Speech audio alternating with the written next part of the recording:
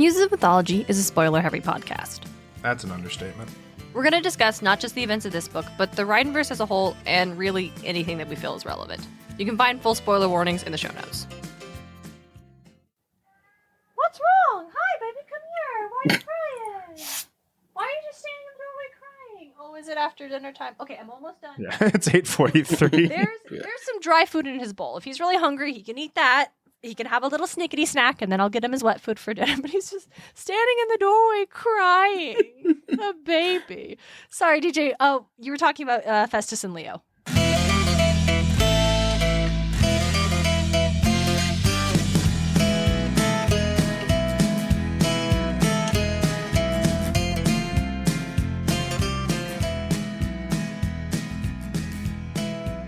Welcome to Muses of Mythology, a podcast where we explore how ancient myths become modern pop culture.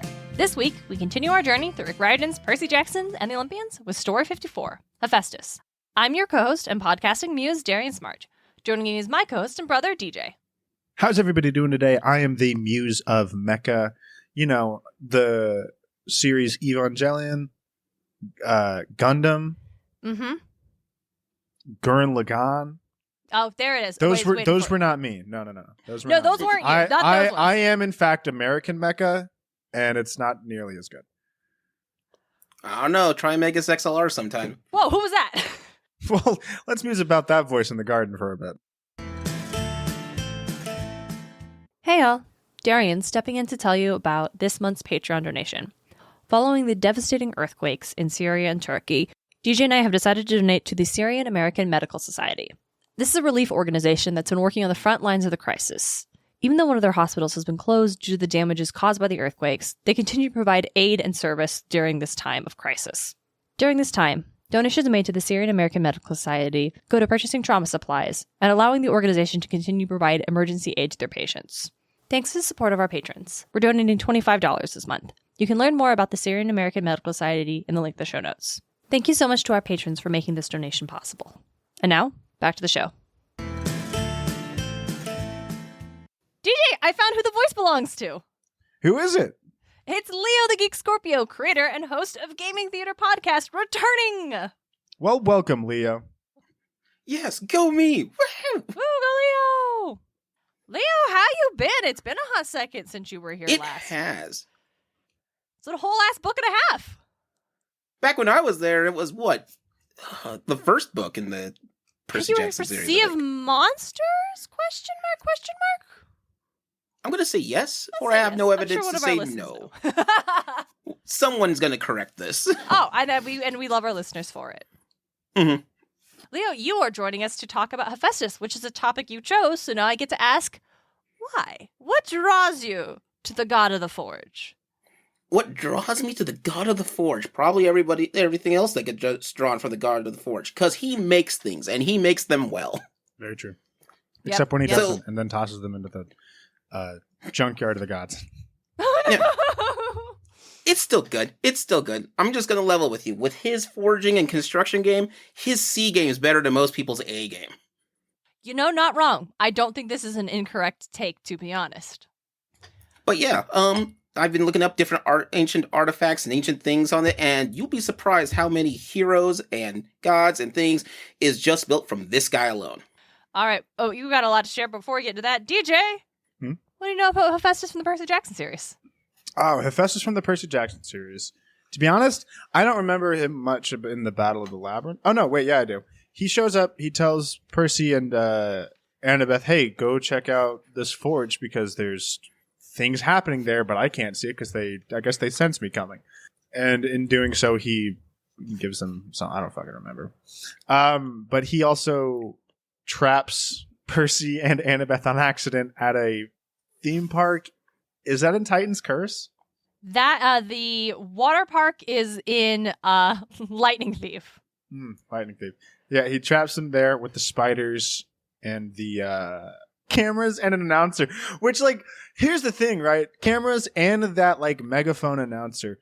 It there's footage out there of just these two demigod children trapped in a celestial bronze net that was streamed to Olympus. Yeah. Oh, yeah. We never think about that. You never think about that, but like gods tuned in to Hephaestus fucking .tv and saw Percy and Annabeth just stuck in a net, and they're like, I guess this is funny. We'll just keep it on, but there's nothing else on. 10,000 million channels. No.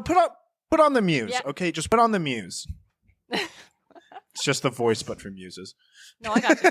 Very good, very good. So you want to be a muse. Oh, Apollo's the host of that show. He's not a judge, but he's the host. He's got a host. I think Hephaestus is really interesting because I think is one of the gods who I would say impacts the quests the most prior to his appearance. So, like DJ, you mentioned earlier, Junkyard of the Gods. It's Hephaestus' junkyard where he throws all of his stuff, and that incident is where the proto-Talos goes berserk, and Bianca D'Angelo dies. There's we were just talking about the water park, the Tunnel of Love with Percy and Annabeth. And Hephaestus isn't there. He doesn't physically show up, but it's the element, it's literally a thought I'm having right now. The evidence of this god's existence and activities, I think, is most influenced on Percy and his adventures prior to his appearance. Because like I said, he shows up first in Battle Labyrinth, which is why we're talking about him now. But he's been doing shit that's been messing with us for a couple books. And I just think that's a really interesting take, especially as Hephaestus, as this craftsman god, this very human element of creativity type god. And we'll talk a little bit more about that later. Yeah, his reach is far and wide, but as minuscule as possible. He doesn't directly affect the thing. He affects it 3 tiers down and just sort of forgot about it. Yeah, he actually probably didn't even remember he'd set up that net thing at the water park. And he's like, oh, yeah, I did do that. Huh. Or Proto-Talos of the Drunkard. He's like, right. I didn't. He's probably going around going, what? Right. That's why I call it Talos 2, the Revenge. Now I remember. That's Talos 2, the Revenge. But I would like to read the first description we get of Hephaestus. Mm-hmm. It's they've just entered into his workshop in the labyrinth following a little spider. And you first see him working on a 98 Toyota Corolla. A pair of legs stuck out, the lower half of a huge man in grubby gray pants and shoes even bigger than Tyson's. One leg was in a metal brace. The mechanic pushed out on a back trolley and sat up. I'd seen Hephaestus once before, briefly on Olympus, so I thought I was prepared, but his appearance made me gulp. I guess he'd cleaned up when I saw him on Olympus, or used magic to make his form seem less hideous. Here at his own workshop, he apparently didn't care how he looked. He wore a jumpsuit smeared with oil and grime. Hephaestus was embroidered over the chest pocket. His leg clicked and creaked in its metal brace as he stood, and his left shoulder was lower than his right, so he seemed to be leaning even when he was standing up straight. His head was misshapen and bulging. He wore a permanent scowl. His black beard smoked and hissed. Every once in a while, a small wildfire would erupt in his whiskers, then die out. His hands were the size of catcher's mitts, but he handled the spider with amazing skill. He disassembled it in 2 seconds before putting it back together. There, he muttered to himself. Much better. The spider did a happy flip at his palm, shot a metallic web at the ceiling, and then swung away. He glowered up at us. I didn't make you, did I? Annabeth said, no, sir. Good, the god grumbled. Shoddy workmanship. I don't know why, but I am amused that this Smad who can craft armor and bolts of lightning also works on a 98 Toyota Corolla. Does he craft the bolts of lightning? In most mythology, he makes the lightning bolts. I guess it's fair. He did, at the very least, in at least Raiden's verse, he didn't craft the Master Bolt. That was Cyclops, if I remember correctly. Yeah, because the Master Bolt was used in the battle against the Titans, so Hephaestus wouldn't have been born yet. Sometime in the... I don't know, man. I can't figure out timeline, especially in the Riordan-Woods, but I think it's the Cyclops. It's Cyclops that built the Master Bolt because, it was the one they used to defeat Kronos, right? Yeah. Hephaestus is born after that because we know he's born between Zeus and Hera. Right, but here's the thing, though. Apollo talks about remembering seeing Calypso before the Titan War. So even in the Riordan books, I can't figure out a goddamn timeline for anything. Looks like I'm getting the old tackboard and string conspiracy theory going around. A red yard. So, I don't know anything about cars, despite being the daughter of a mechanic and a car dealer. Is a 98 Toyota Corolla a cool car? No.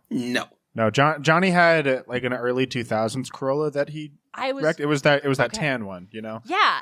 That was a boring That was your car. very average car. It was a Corolla. It's very much so your middle of the road. It's got good. Toyota's a fucking great company.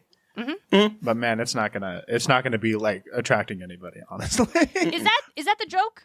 Is That's the joke? It's a plain sedan. Yeah, okay. I was trying to figure out if it what's the joke here? It could be a hot rod, but it's not. It's just a basic car. Yeah, this is a guy who could work on a Mustang and a Ferrari, and those are, or like he could have worked on a Ferrari. An excellence in design. Meh. I'll work on this '98 Toyota Corolla. He could have worked on the DeLorean, and yet we have a Toyota Corolla. I see you, Rick. I see what you're doing there. This is an '89 Honda. How dare you? So Hephaestus in this book does two major things. First, he sends Percy and the gang to go check on, as you mentioned, DJ, one of his forges under Mount St. Helens. His favorite forge, in fact. His favorite forge. And he's like, it's his favorite, but he's abandoned it ages ago. And he's like, I'm pretty sure there's some monsters doing some shady shit over there, but every time I show up... They're just not there. Like, what the fuck?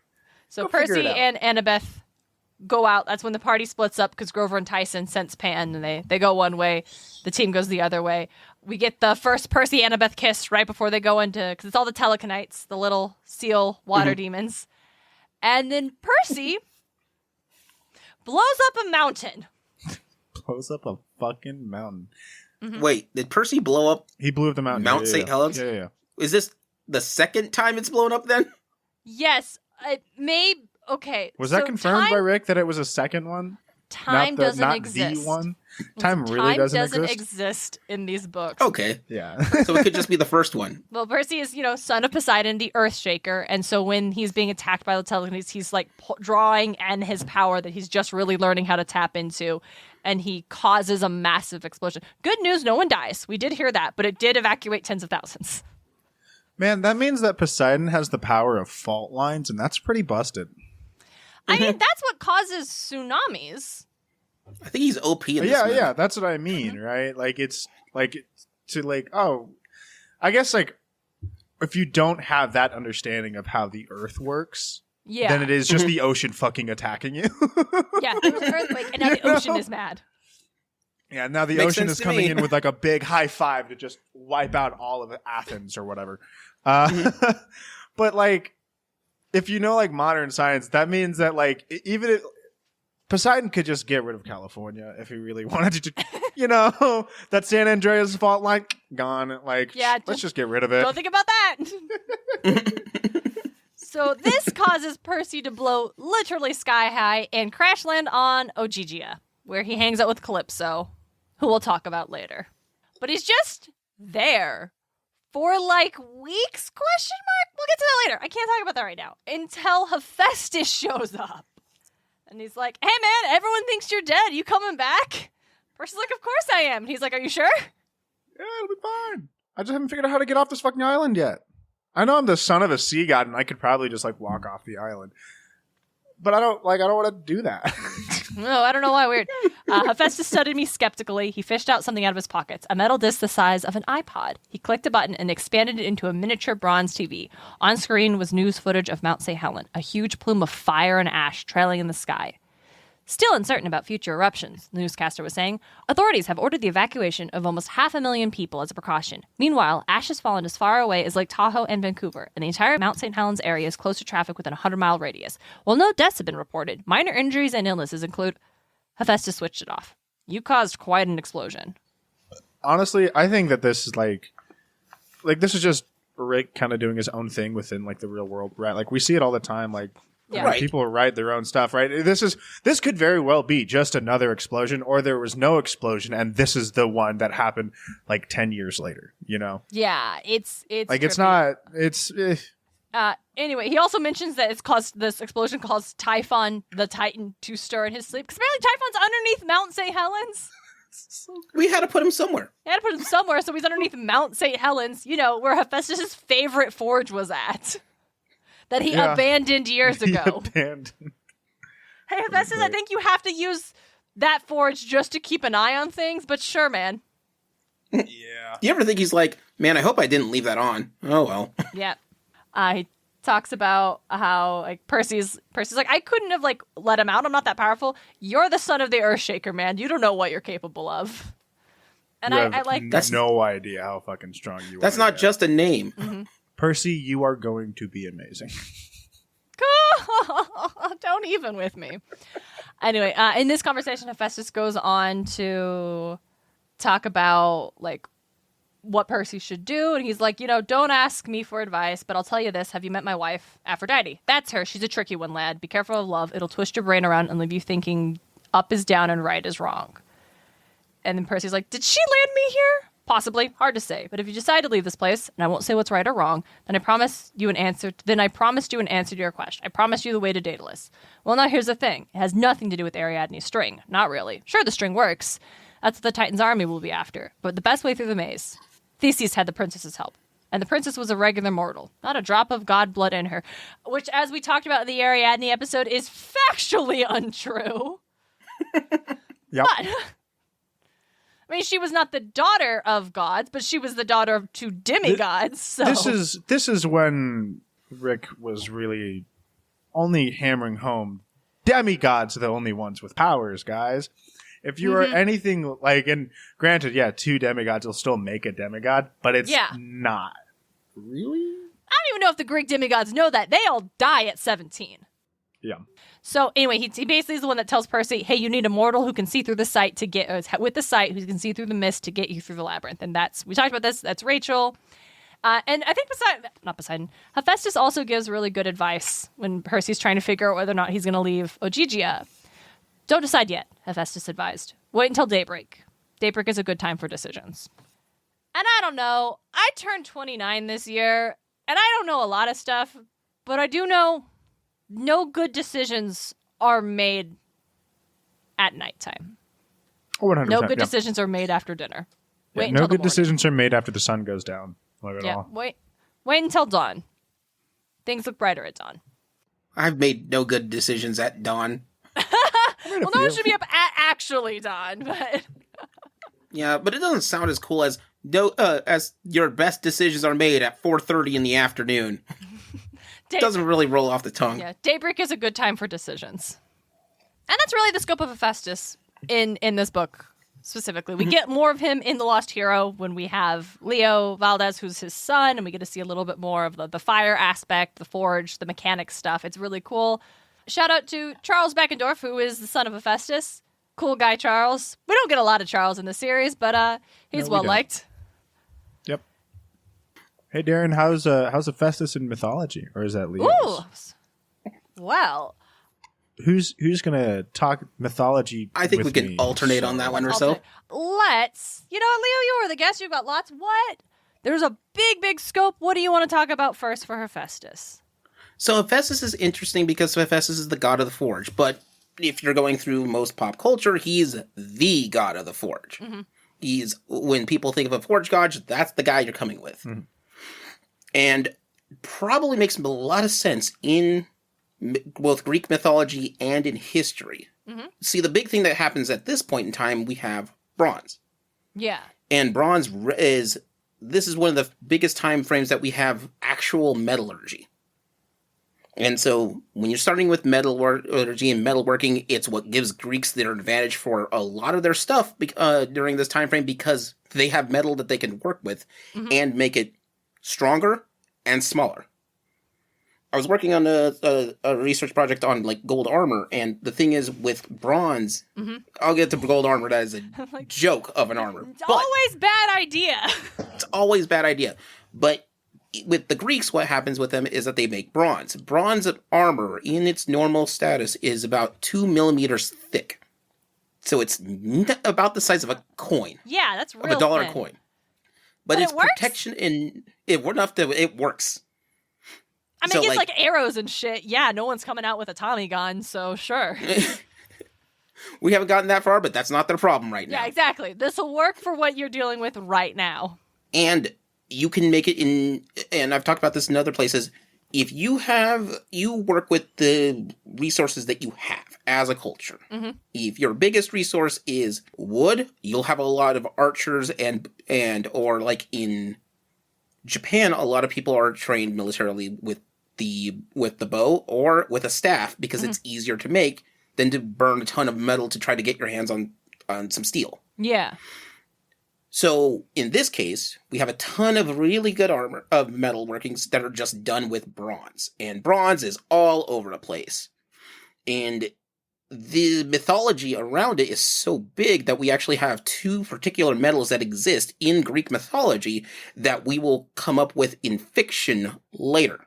Mm-hmm. The first one is orichalcum, which by its definition looks like a type of metal that's fire, but that's also, I think Pluto's the one, not Pluto. Plato. Plato's the one who talks about that with Atlantis. Now, the other big metal that we have in there is, this is where they mention the metal that specifically is associated with Hephaestus, adamantite, which we will now know in the 60s as adamantium from the Marvel universe. Oh, is that and what that's that where it gets its name from. Oh, I didn't know that. That's so interesting. But in a lot of the mythology, the only person who's skilled enough to work with this metal is this guy, Hephaestus. Mm-hmm. And depending on who you're talking to, Hephaestus makes a lot of his most powerful stuff out of those kind of metals and things. Yeah, in the Percy sense. Jackson books, the probably comparable would be this concept of celestial bronze that exists in the books. A little goofy. Yeah, it's this idea like it's celestial bronze that is that can kill monsters when regular iron and steel can't. Yeah, there's kind of a weird story with the origins of his mythology, but they all are very similar to each other. So I'm going to sort of split all of this. Basically, because he comes into play after Athena specifically. So yeah, it depends. Sorry, just to chime in. No, go for it. Go. So with his birth, it does depend on timeline because sometimes the Athena's birth, as we discussed, is Zeus had. Well, first he swallowed Metis. And then he had a splitting headache, and so someone bashed open his skull, and Athena jumped out fully clad in armor. Sometimes Hephaestus is the one who bashes open Zeus's skull. And this is important because the timeline of when Athena was born compared to when Hephaestus was born makes a huge influence into what Hera does. Yeah. Because you've got some myths where Hephaestus is just a child of Zeus and Hera, and some where Hera's pissed that Zeus gave birth to Athena without her, never mind that it was Metis who she swallowed, and so she decides she's going to give birth to a child on her own. And that's when Hephaestus shows up. But he is not perfect and beautiful like the other gods. He is physically disabled and ugly, so she throws him off the mountain. Yeah, no matter what the origin you get with, Hephaestus gets yeet. That's how it happens. Yeah. He is getting tossed out the mountain. Yeah, when it's not the one who throws him, because when it's, and I assume when he's just a child of Zeus and Hera, he gets thrown off the mountain by Zeus when Zeus was feeling horny one time, and Hera's like, not tonight, I have a headache. But Zeus, I've never heard the word, I don't know the meaning of the word no Zeus, pushes the subject, so Hephaestus shows up to defend his mom, and then Zeus yeets him off Olympus. Yeah. And I love this particular description. So he gets he gets tossed off of the Mount Olympus, hitting every single ugly tree on the way down, and getting bashed with the ugly tree, all of them, and then lands in the ocean. Yep. When he is thrown by Zeus, that is usually considered the source of where his physical disability comes from. It's the result of injury. Whereas when it's Hera, he was born with clubbed feet. And that is the result of it. But either way, he ends up in the ocean where he's like taken care of by Thetis for like many years. And he's like just spends time away from like gods and mortals and just really hones his craft as a smith. I'm just going to mention Thetis anytime she shows up because I think I love her. Like, I think she's really cool. And I didn't know that until pretty recently. But I get it. My current understanding of Thetis is that she's kind of a manipulative bitch. I know, and that's the one thing about Lord Olympus that I'm wondering if maybe we've dropped the ball on a little bit. But we'll circle back next season. We'll see. But so while he's hanging out on Earth, he just learns, blacksmithing and metalworking, but also carpentry and He's god of craftsmen and artisans and sculptors and metallurgy and fire and volcanoes and just all of the crafting. Every craft. It's him. It's not just the armor stuff, which is badass, don't get me wrong. But he's just like the god of the craftsmanship, the physical embodiment of human creativity. So it's kind of comparable to Athena in like public perception and appreciation, in that she's like usually like weaving and stuff, but still this like craftsmanship. So this concept of the human ability to picture something in your head and make it real. Like that is what they are the god and goddesses of, essentially. And that's just cool. Which is cool, and that's super big time, considering the fact that Hephaestus is kind of treated as a B-lister god amongst of mythology. Oh yeah, I have thoughts. But first, Leo, do you want to talk about some of the legendary artifacts that Hephaestus was responsible for creating? Oh yeah, and depending on which way you go, I could definitely talk about it. The Shield of Aegis, the thing that is designed to protect you from basically anything. Perseus' sword that he used to take out Medusa. There is also a chair that he makes for the gods. It gets weird, sick revenge on Hera. Oh yeah, I've got thoughts on that one. We'll circle back to that one. My personal favorite is he built, and this one comes up a lot, is his chains of Titan. They're chains that he built that can bound any Titan. The thing is, if he uses it on any god, it binds them too. Ooh. So essentially, this guy has a way of stopping everybody. We should team up with the Norse mythology to get Fenrir locked down. Probably, yeah. They should make some phone calls. Pandora's box. He's the guy who built the box. And Pandora. Yeah. He also built I made Pandora. a box. I made a box. And a girl to build it. Or open it. A girl to open it. Woman, yep. I've got like Hermes winged what is my helmet purpose? and You open sandals. a box. Oh, yeah, no. Hermes' helmet and his sandals. Eros' bow and arrows. I don't think he built anything for Artemis. No. I know he built Achilles' armor at the behest of Pithos, which I, again, love very much. Also, he crafted a shoulder for Pelops, the son of Tantalus, after Demeter accidentally ate it.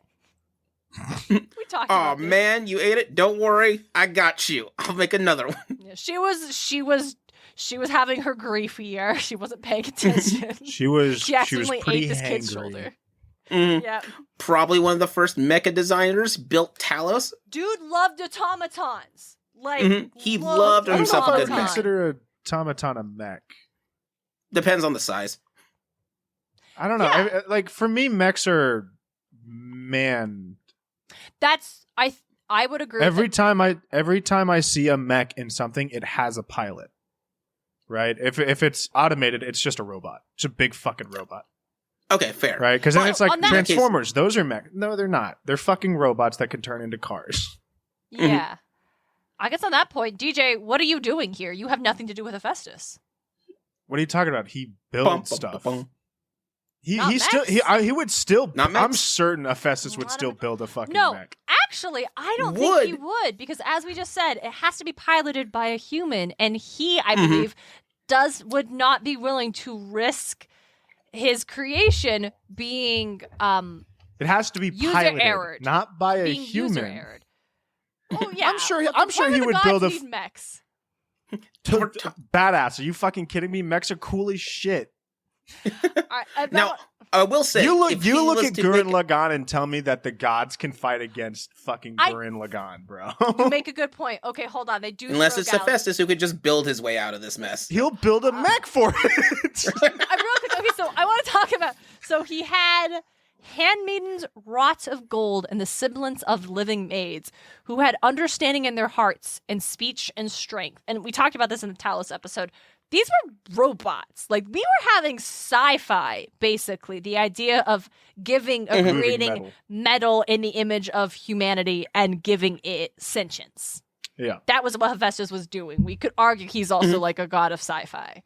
Yeah, it's like, and I think Mary what Shelley if would the sign off gods, on that. instead of making a living thing out of mud and making a human, what if they actually made them out of metal? Ooh, well, that's too fancy. He also created a chariot or like various like mini wheel devices to serve as a mobility aid. Nice. Apollo's chariot, I believe he built. I think I found I thought Helios' chariot. Apollo's chariot was just. Did he build Helios' chariot? Yeah. Did he build the sun chariot? Yes. He definitely built the sun chariot, which I think eventually is inherited by Apollo, especially in the Riordan series. So yeah. I love that chariot. scene. I'm sorry, I love that scene so much. Of like, we get the flashback of Apollo waking up at the sun chariot stables. Mm-hmm. It's so very good. But yeah, and he builds. That's the thing he does. He just makes stuff for people, for heroes and gods alike. Mm-hmm. Yep. So if you have a god and you want to be a little spiteful, Hephaestus is your man. Yep. Yes, I think maybe they don't trust him to build chairs anymore. Because as, Leo, you referenced earlier, after Hera throws him off of Mount Olympus, Hephaestus is understandably a little bit salty about this. So to get revenge, he creates a beautiful golden throne and sends it up to Olympus for Hera. But when she sits on it, like, she is wrapped in chains. And she can't move. She's physically trapped. And so Zeus sends Ares to go get Hephaestus to make him undo it. But when Ares finds him, Hephaestus threatens him with fire. And because Ares is a coward, he runs back to his daddy. Fucking. So then Dionysus has to get involved.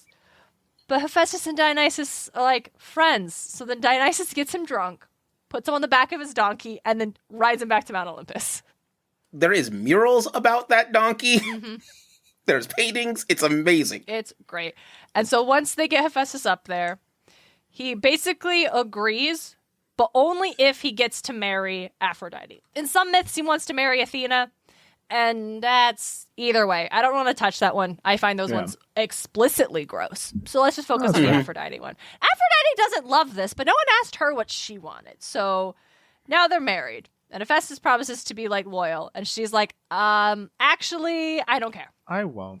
I won't, but I'm the goddess of love and sex. I'm not the goddess of monogamy. So what the fuck do you expect? In fact, that is Hera. That's actually Hera. Mm-hmm. That's your mom, and we see how well that worked out for her. There's others mythology that shows that, like, what happens is that he makes this and because so many people want to do the do with Aphrodite, that he basically Zeus orders Aphrodite to marry Hephaestus to get just to get everybody else off of chill it. the fuck out. Yeah. Yep, this is a version from the Riordan series. Actually, I was reading up like what versions of the myths are they focused on, and this one it is, at least according to the wiki, I think it's in one of the heroes. It is everyone is fighting over who will marry Aphrodite, but Hephaestus isn't even trying because he's like, I'll have no chance. And Hera sees this and is the one. She's like, oh, it's going to tear my family apart. So she's the one that decides it'll be Hephaestus who gets to marry Aphrodite because no one will be jealous of Hephaestus. Which, yikes, Mom. Sure, Hera. Thanks for that. Yep. Yeah. Also, not entirely true. Nope. That's actually something Hephaestus mentions in this one when they ask, like, oh, you heard I got thrown off Mount Olympus. And Percy's like, yeah, didn't, like, you and Zeus get in a fight or something? He's like, no, that was my mom, actually. She threw me off because I was born ugly. She doesn't like to tell that version of the story, does she? The one where I'm the bad person? Nah, we'll skip that. So there's that famous story, we referenced it earlier, where Hephaestus, like in the water park scene, we get this. But he uses a golden net to capture Ares and Aphrodite doing the do, and invites everybody to come and laugh at them. But this actually embarrasses Hephaestus as well because it's his wife sleeping around on him. So in the Odyssey, he actually demands the bride price back from Zeus, which would essentially be like a divorce from Aphrodite. But in Dr. Emily Wilson's translation, we get Poseidon. I'm pretty sure there are other translations, but this is the one I like to reference. Poseidon chimes in and says, hey, Hephaestus, you should let them go, and then Ares will pay you the adultery price. And if he doesn't, I will. So it's suggested that, like, Zeus never pays the bride price back, so they never actually got divorced. But it's interesting, because in the Iliad, Hephaestus is married to someone else. Ooh. When Thetis shows up and asks Hephaestus to build the armor for Achilles, she's greeted by his wife, who is one of the, what did they say? Lady Charis, which the Charis is a word for the Graces, specifically said to be Agalia. And these are like three goddesses of like, grace and charm, dance. Think muses, but like less theatrical and more just the aesthetic. So this suggests that Hephaestus maybe was married to someone else and then Aphrodite, but a Hungarian scholar named Karlin Kariani, and I'm so sorry, I definitely mispronounced that, noted that the word charis, which is used there, and it refers to the Graces, but it also means work of art, and that it could have been a reference to Aphrodite, who is considered a work of art. Yeah. And so, potentially, in the Iliad, it is still actually Aphrodite, and Charis is just an alternate name for her in the story. At the same time, Hephaestus himself also had, like, a ton of kids with other people. Like, he was a consort, was a sea nymph, Cabraria, and he was the father of 2 metalworking gods. In Sicily, he was a consort to the nymph Athena, which is the name of my dental plan. And he had 2... sons who were gods of Sicilian geysers. He also hooked up with the muse Thalia and was considered the father of Pasili. And then there was also some mortal dude he was the father of who was like a famous thief, which seems weird for the son of Hephaestus, but all right, man. Everyone has to be the disappointment in the family sometimes. You gotta be the black sheep somewhere. You gotta have at least one. Yeah, so we're like dunking on Aphrodite, but let's not act like Hephaestus wasn't running around either. Yeah. Outside of what? Hades? I think everyone's running around with someone else. Yeah, that's just what the gods are doing. Outside of like Hades, Persephone, and Hera. No, and Artemis. Artemis isn't in a relationship. Yeah, so Artemis is Which is running why around, Artemis is not running around with anyone. Exactly. Then we can throw Demeter into that one. We can throw Demeter's Athena. Oh, right. into Demeter's that not one. married to anyone, but she has. We can throw anybody that's not married. It's like, oh, they're not running around on anybody. That's not how that works. If you don't have somebody to run around on, of course you're not going to be running around on anybody. Nailed it. Yeah. Loophole. Loophole. So, one big thing that I definitely wanted to talk about is Hephaestus in the context of disability. Because he is extremely noteworthy for his physical disability and that presence as a god. Especially in like Western storytelling, stories of Hephaestus in relation to his physical disability is a basis for a lot of tropes we have regarding disability. I cannot speak on this personally, so I went searching for those who can. And I went through some academic journals and found a couple academic articles that specifically examine the Hephaestus myth through the lens of disability studies. Specifically, I'm going to reference the essay Examining the Hephaestus Myth Through a Disability Studies Perspective by Sarah Darris and Disabled Gods, A Critical Disability Studies Analysis of Ancient Greek Myths by Haley R. Graham. And this is by no means meant to be a comprehensive statement on Hephaestus and all the points and everything that any person with a physical disability might say or think or believe or interpret from these myths. But these are some things that based on our conversation we just have, I think were very noteworthy and felt like it was appropriate to share because I feel like glossing over this aspect would be disingenuous for the kind of work we want to do here. Is everyone comfortable with that? Yeah. I'm coolios with it. Cool. All right. So a couple things. Ancient Greeks had the concept of kalos kagathos, which essentially translates to beautiful and good. You know, the Greeks were super obsessed with this ideal physical beauty, right? We know this. This is not surprising. They were into sport because athletic beauty. So one thing about Hephaestus that I think is interesting is that when he's called ugly, it might not necessarily be because he looks like he hit every ugly tree on the way down the mountain or those kind of things. Like, it could be due to his, like, if he was born with a physical disability, symmetry is a huge element of beauty for ancient Greece. Like, things that are symmetrical, that is the ideal beauty. And having this physical impairment would be asymmetrical, and thus automatically equate to Hephaestus not being beautiful, for being ugly. And so basically, when we see just pictures of Hephaestus where he is described as being like, looking like, not ground hamburger meat, but a perpetual scowl, like grimace and intense and ugly. Actually, he may have been like super hot in the face. And just because asymmetrical, ancient Greeks were like, nah, dude's ugly. And I thought that was an interesting element to consider. It is, and most of the time, like, his looks in general are debated within the mythology. Some say he's hideous, some days it's just his leg. But his leg is always that is in the story every time. Yep. And I always found that Hephaestus kind of interesting because he uses his skill in craftsmanship to make himself elevated to a godhood. Mm-hmm. That's actually another trope that's examined in the Hephaestus myth, is that the idea that those with a disability must overcome, or this quote, like, super trope, wherein it's not enough for Hephaestus just to be like god of nature, god of thunder, god of like these abstract concepts that the other gods have domain over. He has to actually be the god of something physical, like we talked about earlier, something the crafting all of these things. Like, it's not enough for him just to exist as the other gods do, doing his thing.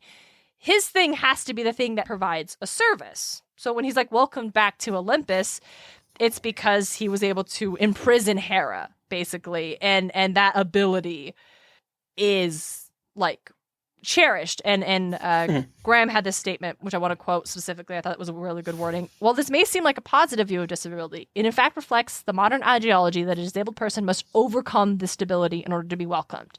In other words, the disabled person must do double time to make up for this disability. And so it's a double-edged sword, because it's looking at him as like god of the forge and the craftsman, the creator of all these human things, is so cool and impressive. But I don't think it can quite be separated from this element of the fact that we do often have stories where someone with a disability of some kind must be expected to do more than everyone else just to be accepted, in the way that all these other gods were just accepted automatically. In line with the Hera thing, there's also this trope of the, quote, demonic, someone who seeks vengeance for being rejected and stuff, which is what he does to Hera. And again, I'm not saying, like, listen, Hera sucks a lot. We're not saying Hera didn't deserve it. So I think if we just can isolate it to like this one myth, I'm on his side here. But it is something that is present in a lot of stories about disability, is that you often see the character with a disability is villainous in some way due to this, seeking vengeance and punishing those.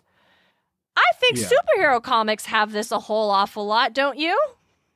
I wouldn't doubt it. Very much so. And then the last one I want to touch on is this thing called the Chatterley syndrome, which is another trope, and in which a physical disabled person is viewed to have lost any sort of like sexual prowess, thus resulting in their partner going and seeking sexual fulfillment from somewhere else. The name of the trope actually comes from an early 20th century novel called Lady Chatterley's Lover by D.H. Lawrence, where this woman has married a wealthy, super handsome guy who is paralyzed from the waist down due to an injury he got during the Great War. So Lady Chatterley has an affair with the gardener. Yeah. Essentially, we see this in the Aphrodite myth. Or not the Aphrodite, but in his relationship with Aphrodite, where it's famous that she just cheats on him with Ares all the time. It's not even enough that, like, oh, she has an affair with Ares, but like we talked about, Zeus does that all the time. Like, Poseidon's married to Aphrodite, and he does that, like, whatever. Yeah. But it's so like, oh, Aphrodite cheats on Hephaestus a lot is like... He's like the thing. And it's like weirdly so. essentially these myths put the blame on Hephaestus. It's his fault because he has a physical disability and thus is not sexually compatible enough for this goddess of sex, so she has to seek fulfillment elsewhere. And this essentially shifts the blame onto Hephaestus rather than Aphrodite. And I'm not saying, again, Aphrodite didn't ask to marry Hephaestus, so there's a whole other thing where we're also playing in, we could, if we're going to interpret it through, the misogyny lens of it, that's also an element there. But I think it's a very valid critique in, the disability studies lens. DJ, you have a thought? Oh, yeah, I have a thought. It doesn't matter who Aphrodite married, she would have cheated on him anyway. I agree with that. Yeah. Fucking regardless. Aphrodite is, love, sex, beauty. She's not going to stay monogamous in any way, shape, or form. She's not interested in that. That's not her ideal relationship. She's not, and that's totally She valid. likes love, but she likes sex. She likes beauty. It's not her thing to be with one person. Yeah. You don't see Poseidon hanging out at in the Sahara Desert. Yeah, exactly. Right. So I think there are a couple lenses in which to view these myths specifically, but we are taking Hephaestus as essentially our protagonist, so we're going to view it through his lens today. Yeah. In conclusion, I'm going to quote Graham one more time. Hephaestus' disability defines his character, but it isn't a part of him. It's used to make him unique, but it fails to develop a complex point of view of Hephaestus as a person. And I also think that feels pretty valid with a lot of the myths we see and the retelling translations of the older myths and then retellings. It's God of the Forge, and he has a disability, but I don't think it is often, like they said, told in a way that is part of the character. It's just an element that he has to overcome and define, and often filtered through these other tropes and lenses. Yeah. But is so rarely done justice in a way that I think there is the potential for this character. And it's a lot of because the way that modern folks view disability sucks and is not done well and is a bias that we'll see in our stories. Mm-hmm. But links to those full article essays are going to be in the show notes. They're very interesting. Worth a read. Speaking of Hephaestus tropes in modern pop culture, here we are. It's time. DJ, do you want to talk about SMITE? So here's the actually thing. Hephaestus is not in SMITE. I'm shocked. I just wrote it in the notes out of habit.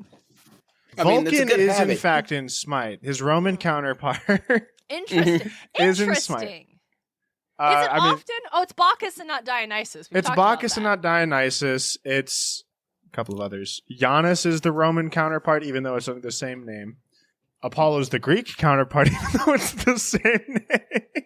Yeah. I don't know, just shit like that. We have Bellona and Ares, even though I know Ares is Mars, but it's I think it's just because Vulcan is easier to spell than Hephaestus. 100%. This is true. 100%. And it also rolls off the tongue better. It's easier, and it's his design is pretty sick too. He's missing a leg. It's a robotic leg. Nice. And his steps, you hear normal step, clang, clang, clang, clang. Cool.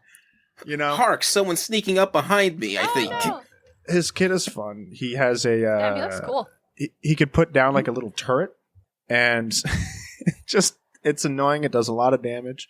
And he has a move called a backfire, where he shoots a projectile in front of him, and he gets pushed back from the force of it. He could throw just this big metal bomb that everybody calls a meatball. He has a chef skin because of it. I just found the chef skin. The chef skin's very strong. And then his ult is essentially a nuke for a distant nuke. It does a lot of damage. Nice. The chef skin is cracked out of its mind. His hammer's like a meat tenderizer. The turret turns into one of the sausage makers. Cool. Nice. I think it's funny that a big atomic explosion, because Hephaestus is related to the god of fire and forge. Yeah. Mm-hmm. And nothing's hotter than nuclear energy so far. I call it a nuke. It's not doesn't have the effect. I'll talk about Eternals, dude. I was actually thinking of bringing up the fact that is it Hephaestus? Was it Hephaestus? Fastus. But it's I hate Athena. Hephaestus. I hate what he stands for. I hate everything about. We've talked about this, so actually, we have talked about this recently, but I did cut that out of the main episode because it was a tangent. So, DJ, you could talk about it here if you'd like. So here's the thing about Eternals, right? If you haven't seen it, I actually really like Hephaestus and his family. I think they're really charming. No, that's fun. I hate what he stands for. This is fair. Go on. So Hephaestus is fun. I think he's like a fun character, right? But his role in the Eternals was to impart knowledge onto humans, and so it's like BC times, and he's like, well, I got the idea for this. I got the idea for a steam engine, but they're too early for this shit. And it's like, okay, that's one entirely undermining all of human ingenuity, right? Yeah. And then it's like, I've actually seen that done before, but good. Right. And the big one is, and what it is I believe it's Ys 4. If you guys have not played the Ys games, I highly recommend it. They're actually based off an old French myth of the floating island of Ys. So I might be able to convince Darren to do a remyth episode on that one. Ooh. It's an interesting one. It's super fun. But like after the first 2 games, you're off the island and now you're just following Adol Christen. Just Adol the Red. He's amazing. But in the 4th game, Adol comes in contact with a godly figure. I don't remember his name, but he's like essentially what we consider like an angel, right? Not a biblical, but like white wings. And he'll invite people to his tower, and his tower, like it's just this big tower of like inventions and knowledge and shit like that. He'll invite people to his tower, impart knowledge onto them. And when they leave the island that his tower's on, they forget it and they'll relearn it later.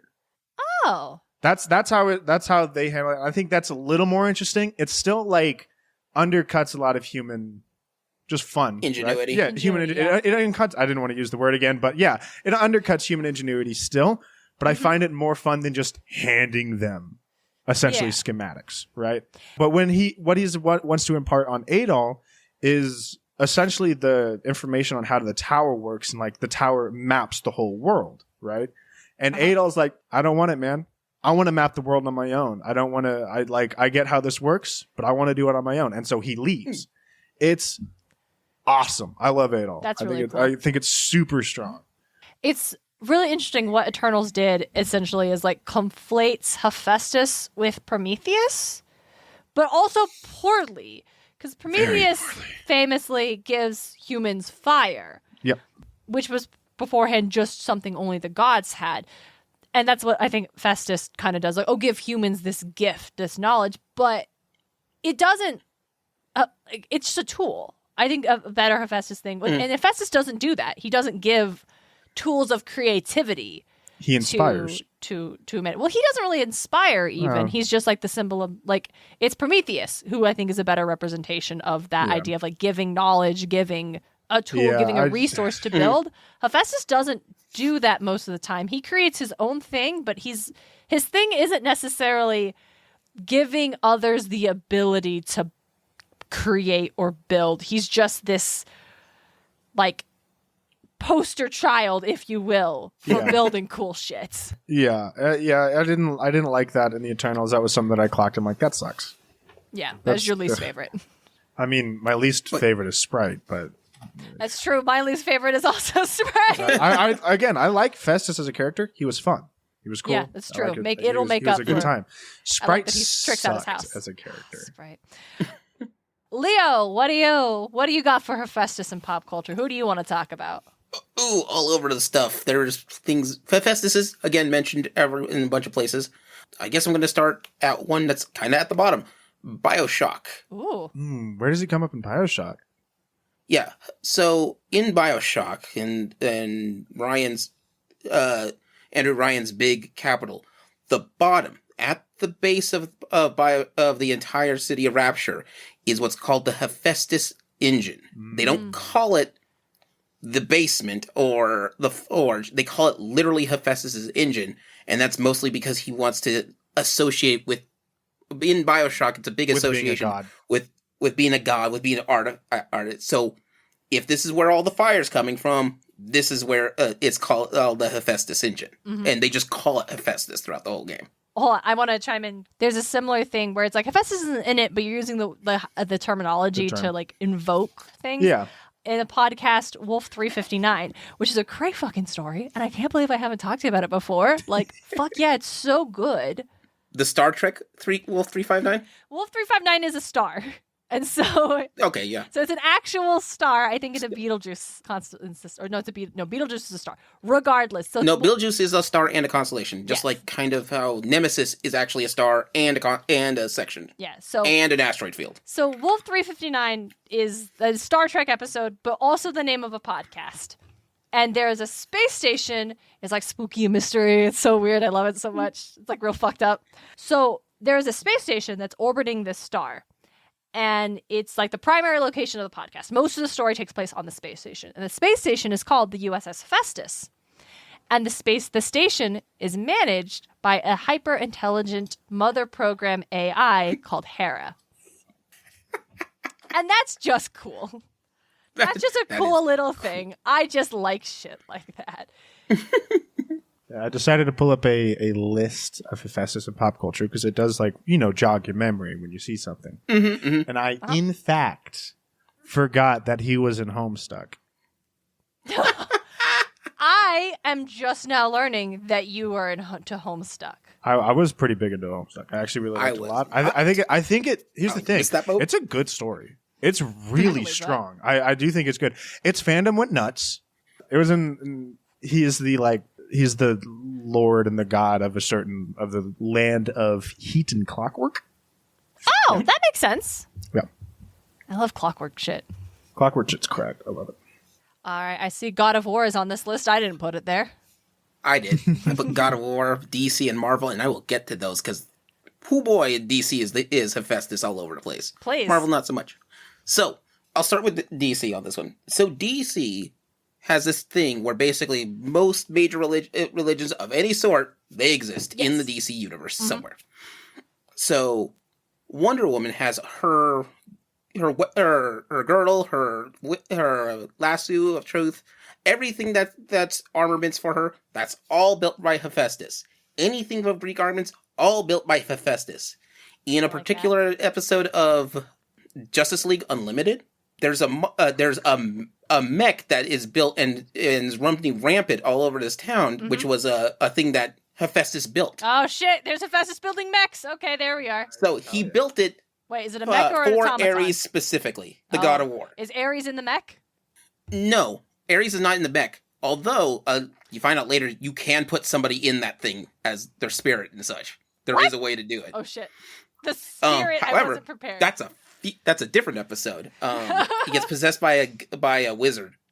A wizard! I love comic A wizard book did bullshit. It's not enough that it's gods. It's not enough that he built a mech for the god of war. It's not enough that it could be possessed by the spirit of someone. It also has to be possessed by this mech built for the god of war by the god of the forge is possessed by the spirit of a wizard. I love it. So anyway, it's funny because what happens is Hephaestus builds this thing and he purposely, because he hates Ares, he purposely puts in a weak point into it with his symbol on it. What a bitch. So what happens is that when the mech fights Wonder Woman, she sees that symbol and goes to Hephaestus and like, all right, how do I beat this thing? And go, well, I'll leave you some clues to figure this out. And she's like, why? I need this thing fixed. Listen, I do not tell the secrets of my gear. Look, you have a ton of weak points in your stuff, and I don't tell anybody that.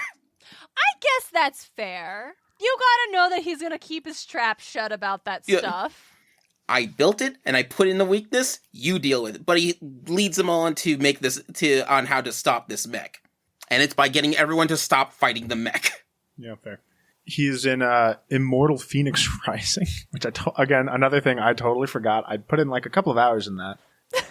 And he's the guy to upgrade your gear. You go to him, it's like, hey man, upgrade, what is it? Icarus's wings for me. How about that? Upgrade Hercules' dude, I hate Immortal Phoenix Rising. It's a fun, silly game, but your character becomes a hero off the back of other heroes. You got like he's one of those. You got like Theseus's breastplate, Hercules' bracers, a trident used by someone, like a bow, like I think Apollo's bow, or no, Odysseus's bow. Fucking like you got artifacts from like every great Greek hero and wings of Icarus. So it's like, come on. Of course you're going to be able to help the gods when you have Hercules' strength. Everyone else is I think it was bullshit. actually the breastplate of Achilles. So Achilles' fucking defense, the wings of Icarus, this like I think it was like Amphitrite's something. Tight. Yeah. And I'm like, come on. Hey, speaking of games that give you the powers of other gods, can I talk about Hades for a second? Go ahead. Yeah, go for it. So Hephaestus does not appear in Hades. No, Maybe I he want him should to show appear up in Hades too, and will the see. boons you get from him are like summons. But Aphrodite does mention him one time. Well, there's another mention later, but it's like a bit of a spoiler mention. So this is just a dialogue mention. But she does mention that she just makes a reference to her husband. He works a lot. And she sounds so bummed out about this. And I just thought that's such an interesting take on the Aphrodite-Hephaestus relationship, where it's like, hey, maybe, like, did we ever think about, like, maybe this guy who's, like, obsessed with his work just does not put in the emotional time or labor with his wife? Like, wouldn't that be an interesting take? I think that's a funny take. Yeah. She's like, oh, yeah, he works a lot. Yeah. Talking about, speaking of interesting Hephaestus and Aphrodite takes, Okay. Lore Olympus. Hold on. Pin in that we got to do that one last. Leo goes next. Oh, okay. So when DC rebooted their universe in New 52, Hephaestus still is around. Most of the gods are gone, except for Hephaestus, Ares, and I think 2 other ones. However, guess who hangs out with Hephaestus in his forge? All of the Cyclopses. Oh, Yeah. Oh, yeah. I forgot to mention They're the his Cyclops assistant- is like help build shit. It's cool. Yeah. So they're out. He's their foreman. He just like leads them into building stuff. It's amazing. We mentioned it before. God of War. Hephaestus builds Pandora's box, and Hephaestus is punished in God of War 3. Is when you actually meet him, and he's locked inside a volcano. Whoa. And he's deformed as well, except they're beatings that he takes from Zeus. Ah. Because of the Pandora And thing? Zeus. So yeah, so what happens is that he gets mad at Hephaestus for building a thing inside Pandora's box. It's an extra box in there to give someone temporarily godlike strength, which Kratos uses to kill Ares in the first game. Oh. Okay. Yeah, I can see why Zeus would be pissed. Yeah. So he beats him so he brutally play injures those him games. and buries him. It gets kind of sad because the reason why he takes that beating is so that way Zeus is scared of the Pandora's box because this is a thing that killed a god. Got a Yeah. lot of power. And Hephaestus won't tell him the secrets of it. And the reason why is because Hephaestus doesn't want to tell him about his daughter, Pandora. Because he's been hiding her. In the box. And- She's in the box. No, Okay, so real quick. Okay, I gotta do this thing real quick because we're gonna get comments. Yes, in the original mythology, it was a Pithos. It was a storage jar, not a box. I have thoughts about that. We'll get to it later. We're gonna keep calling But it a this is box. God of War. That's what It's it's a box. referred to in the texts that we're talking about. Pithos Please go on, just Leo. doesn't roll off the tongue like box does, okay? Oh yeah. Everyone knows what a box is. Come on. Yeah. But yeah, so since he did that to punish him, he locks him away. And then eventually Hephaestus figures out that Kratos wants to open the box. And Hephaestus, being the proud papa that he is, fights Kratos in order to stop him from potentially killing Pandora. And then he gets killed by Kratos because, that's the thing. That's the whole thing. Understandable. Which is funny because Hephaestus doesn't care about the other gods. Mm-hmm. He doesn't mind that he's trying to kill his Zeus. He doesn't mind that he's gone after Ares or Hades or any of the other gods. But he cares once Pandora becomes an issue. In fact, he helps Aw. Kratos. According Yeah, to he this helps wiki, Kratos. He gives Yeah. him a weapon, the Nemesis Whip. Nice. Mhm. I need to play those games. Those games sound fucking rad. They're good. They're really good on keeping up their mythology. The first game is really good about keeping the story as a Greek tragedy. Mhm. I have 2 other notes. So Hephaestus also shows up in Marvel as well, and has built armaments and everything for it. As we know. The thing is, he's a master. He's a weapon master as well, so he can hold his own against everyone. That one makes sense. I don't remember when, but it's in the Guardians of the Galaxy episode comic of all things that he gets killed during the war. Holy Doesn't shit! he die in Gods. Eternals? No, one, Festus is dead. Two, I think this is a different character. No, this is actually Hephaestus. That's actually Hephaestus. Well, yeah, because like Zeus Hephaestus is there, the and like inspiration for the Hercules is there. Eternals Yeah. comic Fastos. What?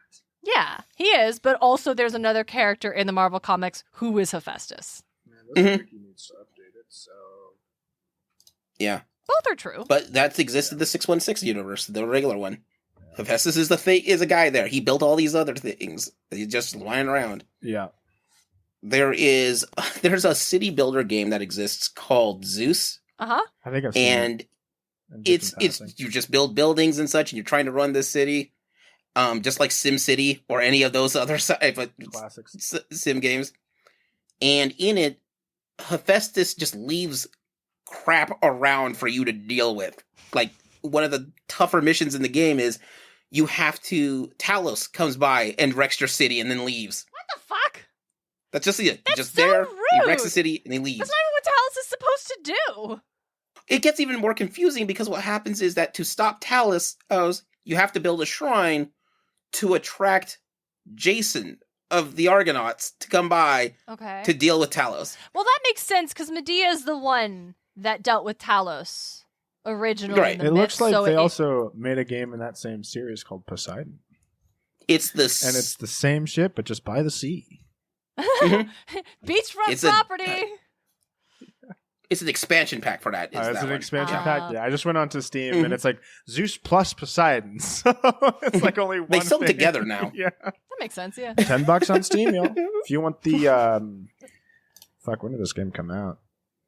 Ooh, I want to say it was doesn't even during that say in big the city builder craze, so about. like That's kind of cringe. early 2000s. Yeah, late 90s, early 90s. 2000s, it looks like. But yeah, he's not even in the game as one of the, like, you can get the whole pantheon to show up at some point, but not Hephaestus. Oh, bummer. It just notes him that in a series of missions where you have to try to chase down Aphrodite, like, and then Hephaestus just gets mad and leaves Talos behind. Rude. Like, what a dick move. All right. Hephaestus and Aphrodite. DJ, go. Oh, are we talking about Lord Olympus now? We're talking about Lord Olympus now. Oh, yeah, it's correct. I really liked seeing Hephaestus really good. come in, and he's essentially Steve Jobs. Okay, I mean, He's the one who made the Palm Tech phones genius. and the Palm. Yeah, he Yeah. made the tech that they're all using, and they're all of it's based off of Apple products anyway. well, yeah, that's just what our tech looks like now, Yeah. so. He's the Woz. Yeah, and he's his character design is actually, I really like it a lot. He's missing both Yeah. of his legs, so but he's not in like a wheelchair. He's got And he's those got bouncy a- ones. He's got those the- curved bouncy ones that like I saw in And My he's- Name Is Earl He's for the got one of first his time. arms is Oh, one of his arms is a metallic too. Okay, I'm pretty yeah. sure. Yeah, and I think it's super cool. I like his design a lot. He's got we have a not gotten Hephaestus's backstory. Jarvis yet. esque AI. Yeah, No, he stands up to Apollo, and it's like, holy shit. He stands up to Apollo. Great. Artemis and Aphrodite and Hephaestus. I don't remember, like, we obviously saw how they got together, but they are together now, and it seems like it's a very happy relationship. I wonder Yeah, how it goes I on. love. It's another really interesting thing that Rachel Smythe is doing in Lord Olympus. This like deconstruction of the myths, or like reconstruction of it, where Aphrodite has already been with Ares. They were together for a long time. She like looked after him. She worked like they, and then she overhears Ares talking to Hera about wanting to marry Persephone, and she's like, "What the fuck? We are literally at her trial. What is your problem?" That's because it sucks, and she just storms off to go cry somewhere, and that's when she runs into a room where Hephaestus is at, and he's like, "This is weird. Why is she? Oh shit, she's Awkward. This is, oh, she's crying too." But she mentions Is everything about okay? like, I guess I should ask that. And she mentioned, and then when you find out all of the stuff that breaks bad after the trial, and like Olympus being like locked off from the mortal realm being locked off from Olympus and everything else, and like Aphrodite's all upset. She's like, "How am I supposed to do my job of like getting mortals to fall in love if I can't go down there and like arrows can't go down there and shoot them with the bow?" So Hephaestus built her a cannon. Built her a fucking cannon. Built her a cannon just to be nice. And he was thinking about it. He's like, well, she has a problem. I can help fix that problem. So he just built her the cannon. Not even like, no alternative motives, not trying to manipulate, not trying to get anything from her, just but like, oh, it sounded like you were upset and I built this for you. I can show you how it works. And then we modern problems require modern solutions. Yeah, smash cut to the present, and it's you think the way it's being set up is that we're going to find out that Aphrodite and Ares are secretly running around together. Nope, she's got that bitch blocked. She doesn't even think about it anymore. She's gonna go get coffee with Psyche, her best friend. Yeah, it's great. I like it a lot. So it's cool. I do like. Also, Hephaestus super hot. Good for him. Hephaestus is great. I love. I very think pretty-looking Hephaestus's design man. is very strong. Yes, I mean they all are, but it's I don't know if we're gonna get. It's interesting because they still have established estranged from the family. Something has happened. We haven't got into that yet. Will we? Maybe. But yeah, I think the story's not about Hephaestus, but I think in terms of like we're gonna line up. What's your favorite version? I mean, most of the versions in Lore Olympus I like better than the ones that have appeared in Percy Jackson. So sorry, but I'm gonna talk about why that is at a different point in time. Yeah, I like Hephaestus's character more in Percy Jackson, but I like almost like everything else about him. I don't know how if that like makes sense. The function he serves, maybe the role the character's playing. I enjoyed the scenes with him and Leo, between him and Leo, and shit like that. Right? I think those were really strong. It did like show like, oh, Hephaestus isn't good with people. So it's a wonder how he managed to pull so many people. You know what I'm saying? Right. Interesting thing. Right. I don't get Alos. I don't get them. Yeah. I think there are elements of that idea of like not being good with people and better with like technology, things you can understand and 100%. program. I feel like it's slightly underutilized in the Percy Jackson. I think that's an interesting I think it was Rick still growing into his own. I do feel. Yeah. But yeah. So there's one other thing I wanted to mention. Go ahead. For Hephaestus. So Hephaestus is the big guy who's the god of the forge. Not every culture has a god of the forge. Yeah.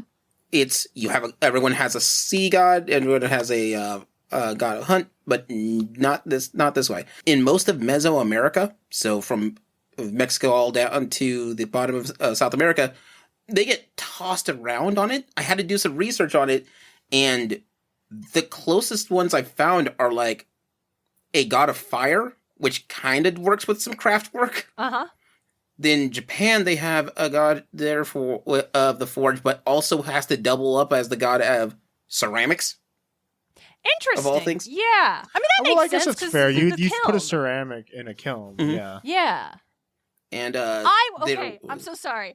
I would love to see Hephaestus working on that Corolla, just fixing the spider, and then rolls over and pulls like a fucking vase out of the kiln. Like, I'd love to see him doing the pottery, it's our anniversary. Like fucking, like making the thing out of the clay and like forming it. Like that. I think he'd find that really satisfying, the creation, and then throwing it in the kiln, and it comes out as like, I made this for Aphrodite. I actually would love to see a Hephaestus Aphrodite thing where his love language is gift giving and hers is like, physical, like touch affection, and things like that. Yeah. And they're just like working on figuring out how to communicate that when they don't have those shared like things. But him just making her like jewelry and presents and stuff. He's like, it's a vase. It looks like a swan. I think she'll like it. I kind of hope their relationship that he goes through the whole anniversary list. He's like, man, I gotta make this out of wood. Jeez. Fuck. It's the paper anniversary. Leather? I'm not the fucking leather craftsman god. Are you out of your mind? So he goes to Artemis and is like, hey, I gotta build something out of leather. Can you help me hunt the best beast so I can use theirs? I don't actually think is leather just cows. Can you do leather out of deer skin? Is that not it? There's different kinds of leather. Yeah, it's from the hide of it. So yes, the hide of an animal. They'll have different textures, right? There's out. alligator leather, right? Okay, so he goes to bison. Artemis and gets her to help with that. So this is Artemis's shindig. She's like, I would love. Listen, Aphrodite and I have our differences, but you are cool, so I'll help you. Yeah. Gets to year 85. He's like, fucking wine? I guess let's go talk to Dionysus. Shit. That's so cute. TJ, I love this. I love this idea of like Hephaestus making the gifts. The only reason I know Year 85 is wine is in fact that it came it's out. because you're you. No, a manga that I read just went on like that I read, not read. Yeah. But just had an episode drop about the main character and his wife having their first anniversary, and it was paper, right? Yeah. And so then like they gave a list of everything, and the gift that was given by both, essentially it was a tandem gift from the older brother and the deceased parents of the wife, was a 10-year bottle of wine to be drank on their 85th anniversary. That's a pretty big swing for many, many reasons. Yeah, and they're like Are these characters 16. immortal? No, they're 17 going on 18. And they've been married for a year. I love it. I'm going to step They've been away married from this for a for a year. real quick. But it's Okay, real quick shout out to our brother Johnny, who last year I happened to visit on he and his wife's first wedding anniversary. We were talking about that. And I'm like, are you going to get each other like gifts for the thing? And they're like, well, we went to the comedy show. We drove down to Boise and went to the comedy show. So that was the wedding thing. Okay. And I mentioned and Johnny's like, what's the first one? I was like, oh, it's paper. And he like grinned so wide and he pointed at his wife. He's like, I got you a poster. I did it. love it. That's great. Yep. I would hoot and holler that whole thing. That's funny. Nailed it. That's funny. I love when you accidentally do something. It's always a good time. Yep. I interrupted with the killing thing. Leo, did you want to finish your thoughts regarding Gods of Forges? Oh, yeah. So, like, the closest thing I could find is Zipitotec in the Aztec gods.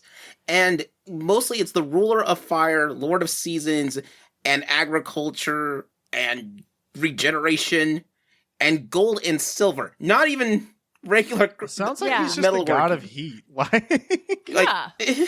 Well, there's a Celtic goddess like Brigid, who's a blacksmith, like goddess of like blacksmith and forge and stuff, which is pretty cool. Shout out to Fran McMahon, one of our previous guests, who is writing a book about Celtic gods and what have you, and it's very cool. And I'm a beta reader, so that's why I know that now. With the fire and the seasons, feels like I don't know if they have like wildfire season there, but that would make sense for a god to be like in both if you Latin live in an area America, where so there are maybe. wildfires. So, their gods are based upon direction, north, south, east, west. Oh, gods are, okay. actually. And they rule in their sector, that is. Unless you have and then they represent things. It gets weird in some cases, because, like, there is something like, I don't know, 10 underworld gods, but there's not a god for the forge. I didn't need one. As far as I'm aware, the Aztecians hadn't quite gotten that far in tech, right? No, it's the opposite. So they have They were doing metalworking? They had some Oh, yeah. kick-ass metalwork, dude. They have kick-ass metalwork, but most of their workings are with gold and silver, precious metals. And the reason why gold's important, That's definitely more. this Now is you're come right. back from, but you can fighting manipulate metal. it. Yeah. No, That's not. They're Gold and prefer- silver are just not fighting metal. Mm-mm. Not They're- fighting metal. They're not. What do you want? They're not. No, Like, you're right. we got It's just iron a funny and way copper. to Those are describe fighting metals, you metal. know? Like you have the periodic table of elements, and you'll redo it to be like, and this is the fighting metals, and this is 100%. the glamour metals. Here's the noble gases, you know. We got your fighting metals, which iron, copper, you know. Here's my gases. carbon's Here's the mixing noble in there gases who because think you they're know better you wanna than get me. Steel, but whatever. There's And then the we got our pretentious fancy gases. metals. We got our liquid metal. There's only one right now, but I'm thinking we can get more somewhere. I don't know where. And we got but- those radioactive metals that are like, one guy thinks they saw it once, like, who thinks about berkelium all the time? Yeah. And then we got the There's non-edible the deadly metals. There's the I want to kill you metal. This is the metal that wants to kill you, actually. This is the angry metals, actually. Angry? Is that what they're called? The angry metals? Yeah, and like anything radioactive is angry because they're just. They're so mad. All right, I think that is going to do it for this episode. Leo, thank you so much for joining us. Thank you for having me as a guest. Yeah. All right. Yeah, of course. Is there anything you would like to show off to our listeners? Anything you want to display in the museum? I would like to display a series of records and record keeping from all on the Gaming Theater podcast that I host. Yes. We usually come up with a new episode twice a month. So we try to come up with them pretty often. Check them out. They vary from everything from different kinds of storytelling to certain items on there. We have things coming up for, we just finished one on the history of Castlevania Symphony of Night, and we're looking into by the time this episode comes out, it's either going to be on how to start being a game master, or our final one for this year, which is going to be about the last 100 years of animation. Oh, yeah. Leo was telling us about this before we started recording. It sounds like it'll be fascinating. Fun. Yeah. It's amazing. Y'all, I know I've got Batman the Animated Series fans in our audience. You're going to want to check this one out. Links to the show will obviously be on our show notes. Mm-hmm. Yeah, that's about all I got. But do check it out when you get the chance. Yes. Leo, thank you again so much for joining us. That was awesome. Listeners, thank you so much for listening. We will be back in your ears on Tuesday, February 28th to talk about Calypso. Oh boy. That's a fun one. But until then, don't be like Zeus. Yeah, just don't be like Zeus. I mean, any Zeus, really. DJ, what the fuck? What's up? Oh. I wasn't paying attention. Totally. Don't be like Zeus. Way to zone out at the end. Absolutely gone, dude. Wow, the ADHD in this room. Yeah. Muses of Mythology is created and hosted by Darien and DJ Smart. It's edited by Darien Smart. The show is produced by Darien and DJ Smart, as well as Tim O'Connor, the Crystal Con Man. Our music is Athens Festival by Martin Hain, and our cover art is by Audrey Miller. You can find her on Instagram at bombshellnutshellart. Want more Muses of Mythology? Support the show on Patreon. Just $1 gets you exclusive bonus content. Get more at patreon.com/Muses of Mythology. You can also support the show by leaving a review at lovethepodcast.com/Muses of Mythology, or tell a friend why you love the show. Don't forget to check out all of our episodes and episode transcripts at musesofmythology.com. Thanks for listening.